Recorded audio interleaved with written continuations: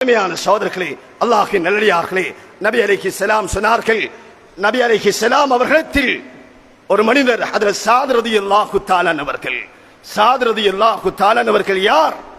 மலக்குமார்களினால் அவர்களுடைய ஜனாஸா குளிப்பாட்டப்பட்டவர்.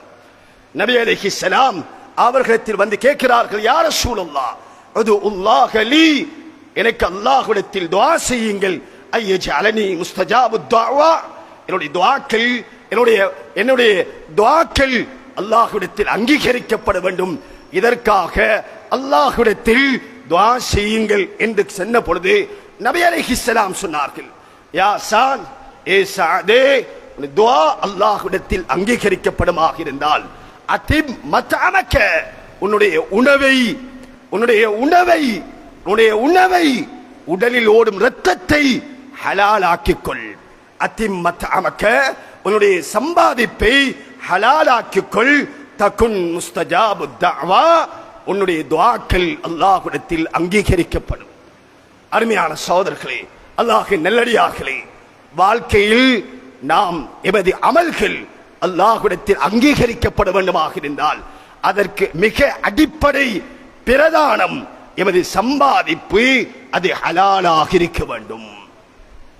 நபி அலைஹிஸ்ஸலாம் சொன்னார்கள், அல் ஹலால் பையின் வல் ஹராம் பையின். ஹலால் அது தெளிவானது, தூய்மையானது, ஹராம் அது தெளிவானது. ரெண்டுக்கும் மத்தியில் சில விடயங்கள் இருக்கிறது, அது ஒரு விதமான இஷ்திபாஹா, ஒரு சந்தேகம், இது கூடுமா கூடாதா, இதை உண்ணலாமா உண்ணக்கூடாதா, என்னுடைய பொருளீட்டக்கூடிய சம்பாதிக்கக்கூடிய இந்த வழி இது அல்லாஹுக்கு பொருத்தமானதா அல்லது பொருத்தம் இல்லாததா, இப்படியான ஒரு சந்தேகம். வெறும் சந்தர்ப்பத்தில் அந்த சந்தேகமானவைகளை வாழ்க்கையில் இருந்து நாம் தவிர்ந்து கொள்ள வேண்டும். ஹலால் தெளிவானது, ஹராம் தெளிவானது. ஒபைனஹுமா உமூருன் முஷ்தபிஹாத், அவைகளுக்கு மத்தியில் சந்தேகங்கள் இருக்குமாக இருந்தால் வாழ்க்கையில் தவிர்ந்து கொள்வது வெற்றிக்குரிய வழிகள். சோதனை, நாம் வாழக்கூடிய இன்றைய காலத்தில் சம்பாதிப்பு, நபி அலைஹிஸ்ஸலாம் அவர்கள் ஒரு ஹதீஸை சொன்னார்கள், யஅதி அலன் நாஸி ஸமான், என்னுடைய உம்மத்துக்கு ஒரு காலம் வரும், யஅதி அலன் நாஸி ஸமானுன், என்னுடைய உம்மத்தில் ஒரு காலம் வரும், அவர்கள் சம்பாதிப்பார்கள், அது வெறும் வழி, அந்த பொருளீட்டல், அந்த சம்பாதிப்பு அது ஹலாலா ஹராமானதா, தூய்மையானதா அசுத்தமானதா, அல்லாஹுக்கு விருப்பமானதா அல்லது வெறுப்பானதா, இதை சிந்திக்க மாட்டார்கள். சம்பாதிக்க வேண்டும், உழைக்க வேண்டும், பொருளீட்ட வேண்டும் என்பதற்காக நாம் நினைத்த பிரகாரம் பொருளீட்ட முடியாது, சம்பாதிக்க முடியாது. அல்லாஹ் வரையறைகளை தந்திருக்கிறான், கட்டளைகளை தந்திருக்கிறான், எது ஹலால் எது ஹராம். சந்தேகம் வந்தால் அவைகளை தவிர்ந்து கொள்வதே வாழ்க்கையின் வெற்றிக்குரிய வழி. நபி அலைஹிஸ்ஸலாம் சுருக்கமான, ஒவ்வொரு மனிதர்களும் விளங்கிக் கொள்வதற்கு பொருத்தமான ஒரு ஃபத்வா நபி அலைஹிஸ்ஸலாம் சொல்லி தந்தார்கள்.